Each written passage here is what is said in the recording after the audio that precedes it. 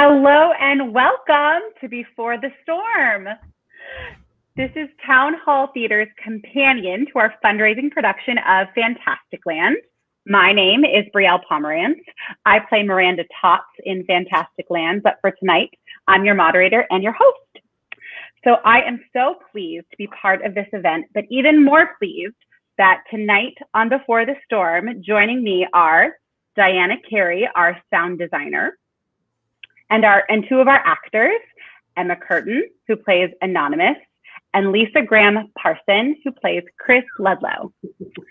Welcome, lovely humans. Let's get down to some questions. So for all of you, what drew you to this project? How did you hear about this project? What brought you to it? And just feel free to chime in. I heard about the project from Michelle Iannaro back in October when we were working on the Halloween show for Town Hall, and she mentioned the adaptation in the works, and I was really excited about it, and so I was very excited when they contacted me about sound designing for it. Wonderful. How about you, Emma? I saw it through a post on Facebook, actually. And when I saw it, I was like, oh, that sounds interesting, because I had previously worked with Town Hall Theater before, and I would love another opportunity to work with them again. And I saw FantasticLand, and I looked into it, and I was like, wow, this is really unique. And I was very excited by the prospect of doing it. Great. And how about you, Lisa? I saw an ad in Backstage, the publication that we use sometimes for finding auditions, and the phrase that caught my eye was wildly comedic and horrific. And I thought, that's an interesting combo. Wonderful. So I'm going to ask you, Diana, some questions. How do you approach the sound design for FantasticLand? So to begin with, when I read the script, I was really, it gave me like a sort of vibe of kind of Ramin Djawadi, who did the composition for Westworld. That kind of inspired me. And then also Blade Runner and Blade Runner 2049 inspired me. And then when Ali, the director, and I sat down, and she kind of brought up some sound concepts that were similar to those that I was thinking of, and I was like, yes. And just like an idea of how do we capture horror? How do we capture like this mysterious, this thriller energy? Because I think the script carries a lot of thriller energy on its own, but then also make it sit in Disney-esque. Like how do you get horror / Disney together? So that's what that is how I kind of generally approached it. So and what was it? Can I pop in with a quick question about our music? Sure. We had that wonderful lead in just now to getting on this call together. And I'm jiving out to that music, which has got this real kind of energy to it, kind of crunchy energy. And it is a little scary. Were you responsible for that?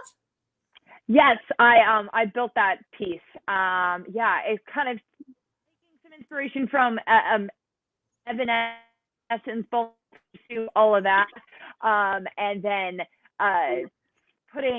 making it kind of scarier. Yeah. Oh yeah. Yeah, it's really cool. I love like jamming to it a little too. What was your collaboration like with Ali in the sound design? Diana? It was a lot of fun. I think that it was cool because Ali was like the youngest director I've worked with, and we are pretty much the same age. So it was cool to like have a common vocabulary of music artists to draw back on. And definitely like a lot of what we used and what we drew on to build our inspiration was those bands that I listened to in like 8th grade, and that was really fun. And also it was cool. It was really cool to collaborate with someone my own age and like be able to talk about like, oh, TikTok, and to talk about like our summer jobs and like what was it was so friendly and welcoming, and I loved that. And yeah, yes. Wonderful. What is your favorite aspect of sound design? What drew you to sound design? I think that my favorite aspect of sound design is like the sound's ability to create worlds, and worlds that stand alone. Like you can make a playlist on Spotify that creates a world, and it doesn't need someone to tell you anything else about it. It doesn't need any description or background info. Like you can build a world through just with what you hear. And I also love that sound is really accessible in that way. It's like people get it when we have that kind of like horror tension feel, like people know what that means, like instinctively, like it creates a reaction in everyone's bodies. And it's like this common vocabulary that we all have. And that's what I love about sound. And it also makes it really challenging because everyone kind of knows something about sound already. So to be the top of your game and to be the best at what you do, you have to have a lot of skill and prowess. But which is a challenge, and it's also fun. Wonderful. Yeah, I was going to actually ask, what were maybe some challenges in working in this digital medium? Is it something you've done, sound design for other film or virtual projects, or you do mostly theater, or sort of like what were some challenges or benefits to this medium? Yeah, I come from theater, totally live theater background, like probably a lot of us, and so it was very interesting over the past 9 months, well, now a year to figure out like how do I translate these skills that I went to college for, I've developed through my professional career, to existing in this new medium of like live video theater, and like what does that mean, and how do I and it required me to get some more skills. Like I've had to become familiar with the video editing softwares like Final Cut, Avid, Premiere, and to have that language to be able to communicate with an editing team or just an editor, which has been challenging and fun, and also kind of learning about this is not part of this project necessarily, but over the last year, like learning about how do we translate sound to streaming theater, because like Zoom, StreamYard, YouTube Live, it presents a whole host of new challenges of how we hear sound, the different sound problems that can come up that are fresh and new with working in a live stream. Yeah. The dreaded delay. Which I had when I came onto the call today, and I was like, oh my gosh, why me? So is there any other projects you're working on or you have coming up, and how can people follow your work? I currently don't have anything else. I don't have anything lined up right now, but you can find me on Facebook, Diana Carey, or you can check out my website, dianasnd.com. Great. Well, thank you so much for sharing with us, Diana. All right, now I'm going to shift my focus to our friend Emma Curtin, who plays Anonymous. Your character is unique in that we don't know who she really is. What was it like to act sort of in the cloak of not being really seen? And how did it sort of change the way you approached the role? Yeah, it was certainly different than what I had previously done. I had to focus a lot more on trying to emote and get my point across through like body language and through like tonal inflections in my voice, because you couldn't see my facial expression. And I tend to be, when acting, a pretty visual expressor. So that was certainly a challenge. I had to work on that quite a bit, moving my body more when talking to get my point across, or to just give it some more life than just a figure sitting in darkness almost. Yeah, you're in silhouette, right? Yeah. Did you have to do anything to like approaching the character with your voice? Did you do anything different, or did you also, sort of work on how you were emoting through that? It's similar to just really finding places where I wanted to bring my voice up or make my voice a little louder or something like along those lines. And why do you think your character wanted to remain anonymous? There's a lot of reasons, I thought, just while doing some character work. But one of the most prominent ones was that she was afraid of like other people in the park, and if other people were to know that she spoke up about what happened or like just shared her story, she was afraid that there might be some negative repercussions because of that. Either she'd have to deal with these people again when she didn't want to, or possibly like having other people just randomly on the street like recognize her and be like, oh my goodness, are you blah blah blah, like I'm supposed to like, and then asking her about it when was certainly a traumatic event, and she seemed to be the kind of person who didn't want to remember that. Yeah. Is there any part of your character that you connected with or relate to in your own personal life? A bit, yeah. Actually, I feel like if I were in such a traumatic position, or I would also want to remain anonymous. Like if I had to go like share my story if I wanted to, I would most definitely try to stay away from people knowing my name and knowing that was me. For sure. And without giving too much away, she seems to be a very like sporty, athletic kind of person. Very interested in like tennis rackets and weapons. And I'm not exactly that much of an athletic person, so getting to add that little bit of background to my character was fun. Oh yeah, and then I'm sure adds to your sort of physicality that you said you were working on. Is there anything you're working on now, or any upcoming projects, and how can people follow your work? Currently, because of shelter-in-place and lockdown, I took on a much heavier academic load, so I haven't been doing much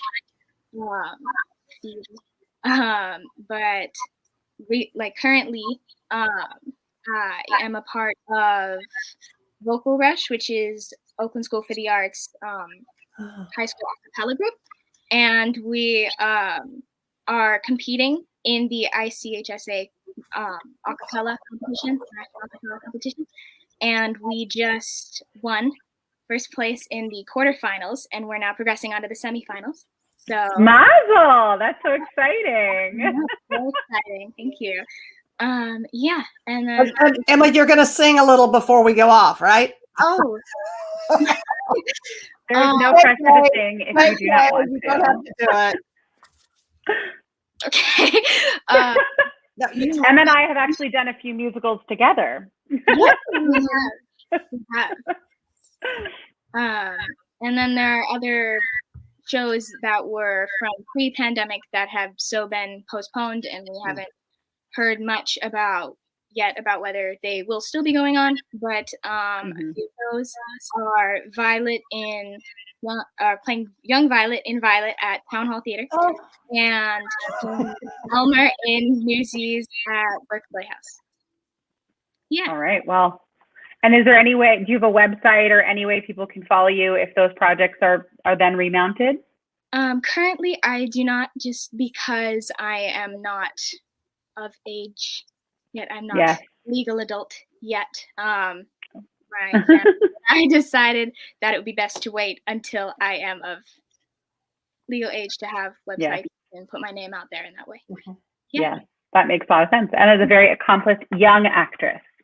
So still a few years. All right. Well, thank you for sharing that with us, Emma. Now to our friend Alicia, who is all the way on the East Coast in New York. So she's joining us. It's nice and late there, but we're so glad that you're here with us. Do you feel like you have anything in common with your character or relate to your character in any way? Yeah, it's interesting. I really could connect with a couple of points. You know, she didn't moan about the situation. She didn't weep and wail so much. She was all about finding a solution. And I thought that was kind of a strong character point. And then also Chris obviously cared about community. I mean, she talked about being friends with a couple of the tribes. And she talked about the situation when they all got together within her group, the Mole Men, to try planning on something they could do to hopefully get rescued. And what really turned her on about that was the whole community aspect of it, connecting with people. And then, of course, the strongest thing that I think I connect with about her, Chris has a real developed sense of justice. When one stronger group picked on weaker people, that just made her livid. Livid to the point where she was ready to be destructive in return because, she obviously didn't want to see the little people picked on by the stronger group. So, yeah, I can relate to all of those things. What would your survival strategy be in FantasticLand? Yeah, I kind of dig that whole idea of going underground and hiding like the Mole Men did. I mean, I think, that was not a bad idea. And I think it was only when they had to go out that they suffered injuries and loss. Staying underground seemed good. But then, of course, because things were escalating within the park, and if any people are listening to this and you haven't been following the episodes, you need to get in there and start with episode 1 because this thing builds like crazy and will just make you so intensely excited and scared and everything. We had to do something. Things were getting increasingly violent and dangerous, so we had to take an action. But otherwise, we were underground and we were pretty safe under there. And, I like that strategy. I think I don't know that I would try doing some of the things like Emma's group would try to do things that were maybe more above ground and aggressive and defensive and standing their turf and everything. And, my character, which, by the way, my character's not in the book. I might have some fans of the book out there and fans of the book. The book is awesome. But I'm actually the feminization of a male character from the book. So they split this character up and I get to be the new character, the female character, Chris. Yeah. And when we talked to Michelle about that in our first episode, we talked a little bit about how there were so many amazing female actors that auditioned that she really wanted to incorporate more, and she shifted the roles from male to female and wanted to really create a space for all the amazing actors that audition. So I'm so glad that you get to play one of those characters. I tell you, you can say that COVID has a bit of a silver lining because I found Town Hall. I found this amazing group of artists. I found this work that is just about the juiciest thing that I've done in years, and all of this, and to be given, I felt like I was given a gift. When I got the first script, I thought this is a straight up gift. Thank you, all of you. Yeah. Well, a big thanks to Michelle Einierl for adapting this and bringing it into our lives. Absolutely. Can you tell us a little bit about your filming setup? And I didn't ask you, so maybe I'll come back to you and ask you about that process. But for you, Lisa, what was your filming setup? What were some challenges or things that came up? So it's easy to talk about the equipment, right? So I've got my Blue Yeti mic here, and I hope you all are hearing good sound from me tonight because you should, because I got the Blue Yeti. But my Blue Yeti is about 10 years old. My Blue Yeti is not a COVID piece of equipment because I've been using that for other things. And then I had an iPhone 11, which is a really decent camera, probably better than what you're seeing me on my laptop right now. So I had those things. And then you start thinking, well, I got to have a tripod. Tripod's got to hold it steady. And then you think, oh, I don't want people looking at my home. I really want a backdrop. So I got the, the setup with the backdrop, with the muslin backdrop. And then I did some Zoom theater. And, Zoom, you want to do virtual background. So you swap out the white muslin for the green screen, right? You get that? And then along the way, we picked up some sound baffling. So I hang the sound baffling along the side. And I do have to mention, Diana, in terms of sound, yeah. So I had to go back and re-record, right? I had a couple of recordings that were not great. I'd overblown my mic a little bit. But anyway, I went back to do it again. And it was going okay. And then right at the end, the end, you really want to nail the end, right, everybody? There was some clanging. I live in an apartment building. There was some clanging from the airway outside. And, what could I do? There you go. So boom, boom. Well, there's a couple of boom, booms. So you talked about the challenges. There was a couple of boom, booms there at the end. Oh, and then my favorite all-time piece of equipment, that would be my techie that sets everything up. That's my husband, Scott Parson, who's also a very great writer. You can check out his website, scottparson.com. Wonderful. Well, that leads to my next question of, are you working on anything else currently or have anything lined up? Yeah. And how can people follow you? Got to work on my taxes. I keep saying that because, I've got to get that done. Work on the taxes. I too had something that went on hold, and I think they've pushed it back now till November. We'll see. And I'm not joking about the taxes. And then also, my daughter just got a new job, and it's going to require some relocation. So that's going to take a little bit of effort too. But we're really excited about this job. It's with a company that I think will stick around a little bit. You probably heard of it, Amazon. So that little company. I feel pretty good about that. But those are the things I definitely, here I've cut my hair for FantasticLand. No regrets, but I'll need new pictures. So that's also on the list because I want to get back out there and do more auditioning. Because as you all know, you can't get away from the artistic endeavors long because you just miss them, right? You want to be doing something all the time. So I'm on Instagram. I think you probably just look for Lisa Parson, but I think the user ID might either be Lisa_Graham_Parson or Lisa.G.Parson. I think either one will probably find it. And hopefully have more things to post soon. And do you have a website, Lisa? I hang out at my husband's website, scottparson.com. Perfect. I haven't felt the need to develop my own yet. We'll see. Yeah.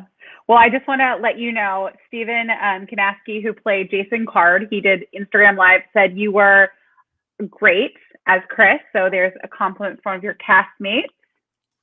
And Emma, did you have any challenges with filming or anything that came up in the setup? Oh yes. Getting the lighting right was it was a process. It took like a week to be able to get the lighting right so that you could still see like enough of me without seeing my face or anything. Right. And what we did is we chose the most sound like proof room in our house, and there's like a bed in there. I'm in the room, but and it's like it has those like posts on it. So we hung a like mildly thin like white sheet over the posts, and then like tied it really tight. And then we have these like big light things because my aunt is a photographer and she sent them to us. Oh, wow. We like had them set up on either side of the bed facing the sheet. And then what saved the day for some bizarre reason were these like emergency lanterns that we have in our house for blackouts because we live in the hills. So we took these 2 emergency lanterns and put them like right behind me. And that was our wonderful lighting setup. Yeah. Great. And was that the most challenging sort of in the setup? Was the lighting? Sure, for sure. Yeah. Wow. We all Where'd you get the idea to use those emergency lights? That's brilliant. Yeah. I don't really know. We just kind of we had a blackout one day, and then we had to use them, and then we looked at them and we're like, hey, these are really bright, because they were like new, and we'd gone to Costco the week before to get emergency lights for blackouts, and so we had them, and then we looked at them, we're like, these are really bright, and then we're like, these could work, and then we tried it, and it worked well. So yeah. Great. All right, so we're gonna shift to some audience questions. This is the first question for everyone. Do you enjoy the horror genre? Lisa, let's start with you. I don't read it and don't usually watch it, but I can. I know, it's weird, right? I got into this though, and it's so compelling. I could see myself moving more in that direction. I like thrillers. I like suspense. I like mysteries. There's parts, let's face it, there are parts of FantasticLand that are tough to take. Mm-hmm. Yeah. And, but it has really changed my thinking on it. So I'm kind of a little bit more on the fence. In the past, I might've said no. And now I'm kind of wondering, maybe I am. Mm-hmm.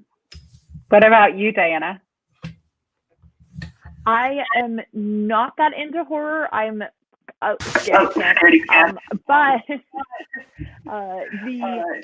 I do really like true crime. I'm constantly listening to true crime podcasts. But maybe I will get more into watching horror films after this. Yeah. And how about you, Emma?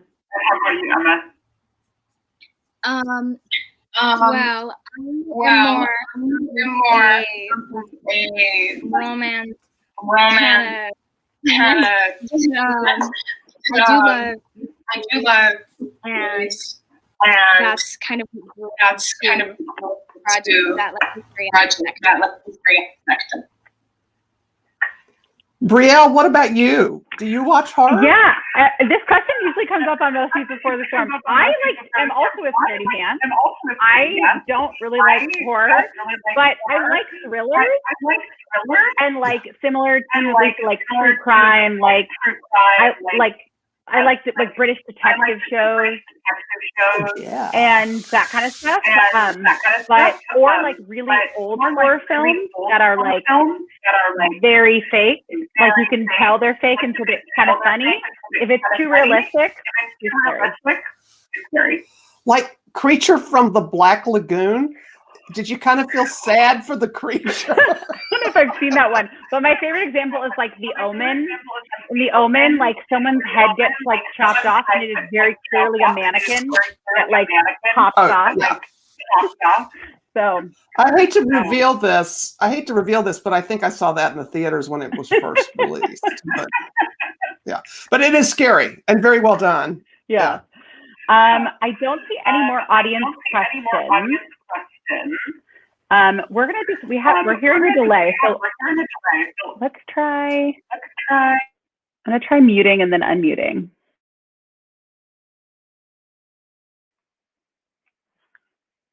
Let's see if, maybe it went away. Okay, we have our sound designer here to help us. I was like, what is going on? Anyway, we have another question. Let's see. I'm waiting on Michelle to let me know what that question is.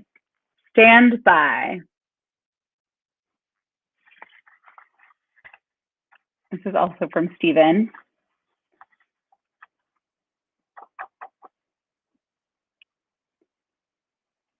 Oh, okay. So Stephen, who's again another actor in this show, wanted to ask our panel here, what group would you be part of if, again, you were in FantasticLand? What do you think you would gravitate to? I would love to start. I thought about this a lot because I actually used to work at a theme park. I worked at California's Great America down in Santa Clara, and I was a dancer in one of their shows. And so when I read through the script, I was thinking about like, what would happen to my coworkers? Because like, it definitely, like, theme parks do have that sort of tribe vibe of like, you don't see anyone outside of your department or your land. Like, I was in entertainment, so I only hung out with other people in entertainment, in the different shows that we swung into. So it was, so I was like thinking about this. I would probably then want to play Jill the Soldier, because I love characters, and to be like and be a Deadpool then. Even, but okay, I need to stop so I don't spoil the end. I actually really also love Jill the Soldier. I think it's a great character.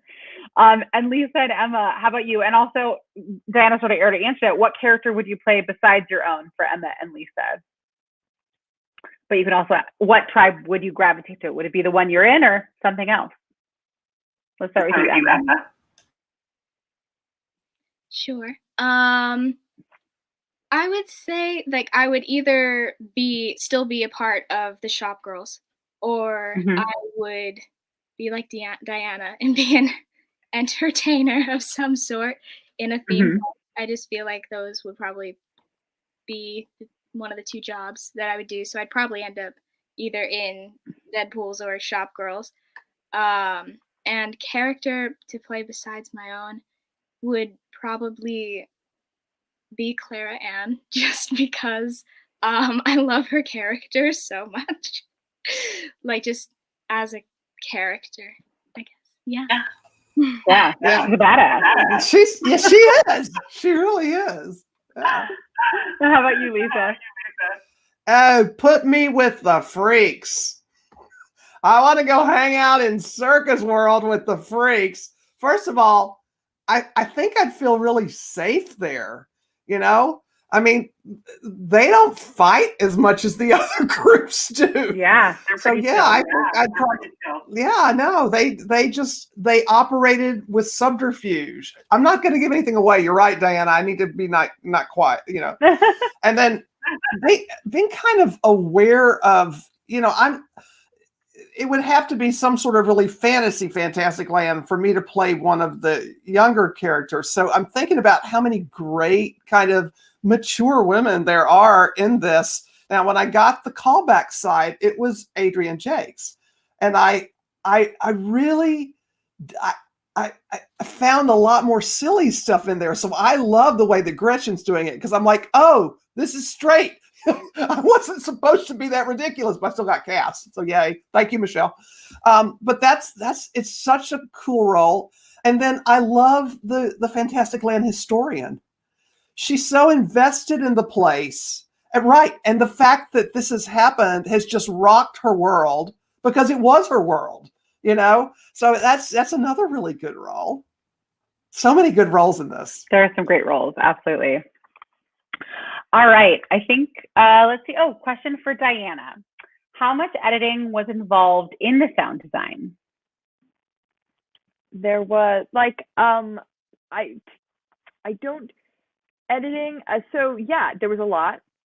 We definitely we had a concept going in, and then once we started to put the episodes together, we realized that like this was a television show and it needed a lot more sound. And so we definitely did a lot of editing in post, sort of. We were in post. It added so much, because of course I'd seen my own recording, but then when I saw it post-production, it was way more moving and way more meaningful because of the sound. Diana, the sound was excellent. Yeah. Excellent. Oh my gosh, that makes me so happy. I love it. I loved watching those episodes when we were doing our like tech, where Allie would send us the episodes, and then we'd work through notes and then send notes back to her. I loved every morning, like waking up and with my coffee, like sitting down to watch the episode, and then doing my reworks. It was really fun. It was really fun to find and like capture more moments, and because I didn't get to see any of the actors' work before the post process. So that was really. So I loved getting to experience the work that everyone else did. Yeah. And one more sort of question for you, Diana. Did you create the sound, or did you find things, or was it sort of a mix of it? Yeah, a mix of stuff. as much as I would like to be, I'm not the greatest composer of like pulling stuff out of thin air and like, you know, sitting down and playing a guitar. I'm not that musically inclined. So taking my like mission was kind of like to take noise and make it music, make it better, make it exist in the world. And so some of it found through sound, through stuff on YouTube. Like I would watch a lot of sound design for horror, and I'm like, okay, let's see how we do this. And then I would listen to stuff and figure out these like motifs that exist, and then figure out how we can transpose those and put them into our world. Mm-hmm. Wow, it's so fascinating. It's like you got to add just so many elements, as Lisa said. It adds so much to every episode. All right, so I am going to move to our next portion, which is our trivia. So I'm going to ask 4 different trivia questions, and I'm getting a weird echo thing again. We'll see if we can fix it. But anyway, I will give you 3 choices: A, B, and C. And whoever gets the most correct answers will win a special award. So, first question. In episode 8 of FantasticLand, character Jason Card, again, our friend Stephen Kanapke plays Jason Card, spends a lot of time in FantasticLand's Dreamland Hotel. What hotel did USA Today readers choose as the best amusement park hotel of 2020? A, Dollywood's Dreammore Resort and Spa in Pigeon Forge, Tennessee. B, Universal's Adventura Hotel in Orlando, Florida. Or Hotel Breakers in Sandusky, Ohio.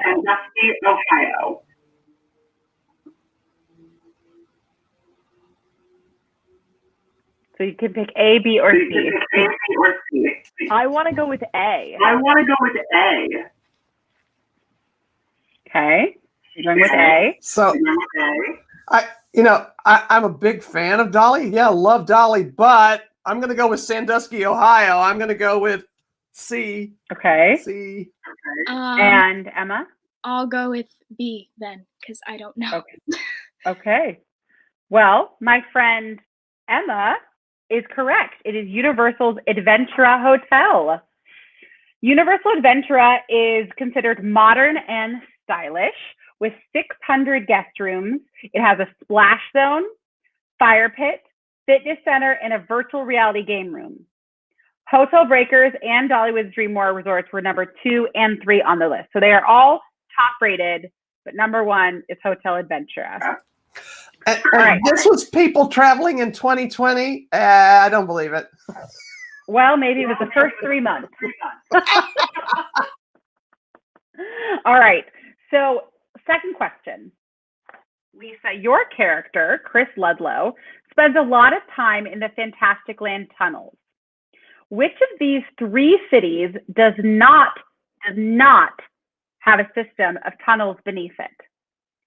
A, Missoula, Montana. B, Los Angeles, California. Or C, Seattle, Washington.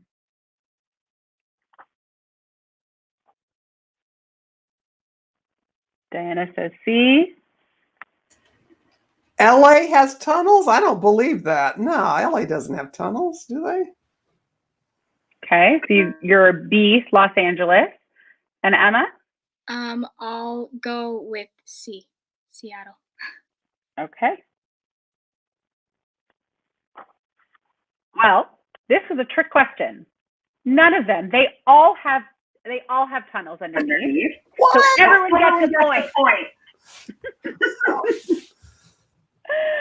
Downtown Seattle was built on top of the original city in the 1850s after the Great Seattle Fire in order to prevent flooding from high tide and sewage.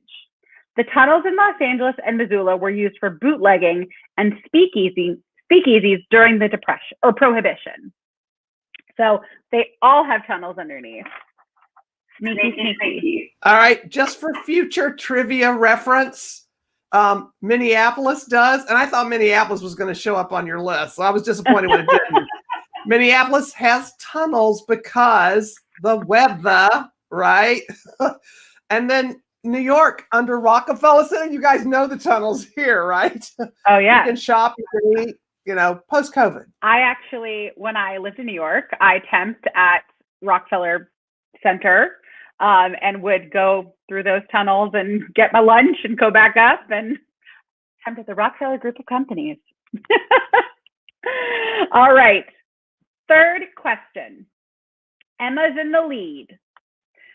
Emma's character describes a pretty rough time in the park when she is dreading having to eat rock-hard scones every day. What location is known for its delicious recipe for scones? So the 3 different amusement parks. A, Pixieland Amusement Park, Otis Junction, Oregon. B, Disney's Grand Floridian Resort. Or C, Cedar Point, Sandusky, Ohio. I'll go with the Grand Floridian, B. Okay. I also want to say B because Disney has good food. Okay. Yes, I'm also saying Disney. B. Okay. Well, you all are incorrect. Although Disney's Floridian does have great food, I've actually eaten there.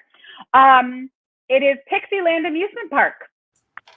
Although Disney is also famous for its scones, Pixieland opened in 1969 and was popular for its Fisher scones and also had the Dairy Gold cheese barn and a train called Little Toot. Pixieland closed in 1973. We have a picture of one of Fisher's scones. Can you put that up, Michelle? Ooh, there, that is the little place where you got your scones at Fisher's Scones. Okay. Last question. The tie, I guess, the tiebreaker. As our sound designer, Diana, is aware, our version of FantasticLand has a pirate theme song featuring a concertina. Where and when was the first concertina developed? Okay, so there's location and a date and a year. A, France, 1750. B, England, 1829. And C, Germany, 1834. I will stake my claim on B. Okay. Wait, the oldest was France, right? Correct. I'm going with that. Okay.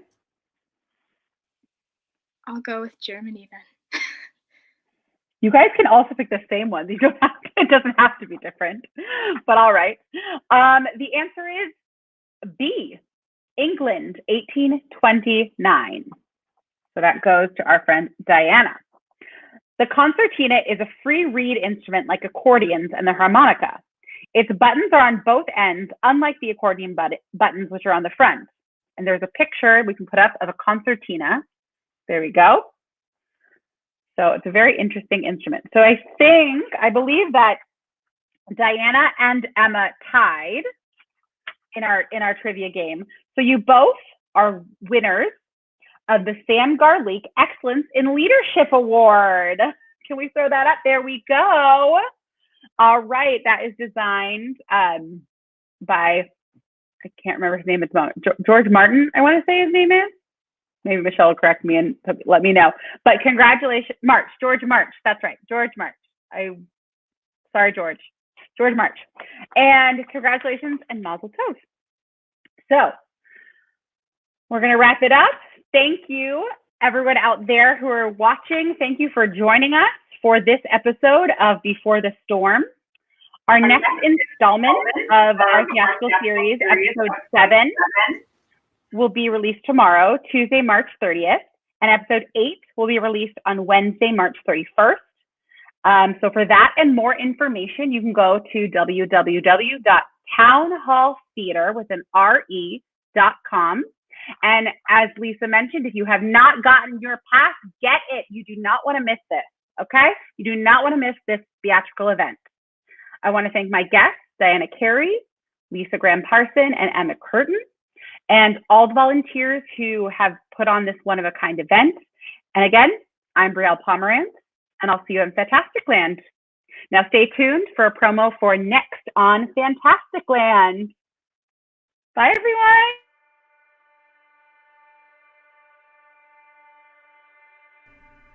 That's when things took a turn. A bad turn. For reasons concerning legal liability and possible retaliation, the next interview subject has requested anonymity. I killed people and watched them choke on blood and scream, and we stabbed them, and that doesn't haunt me like Clara Ann haunts me.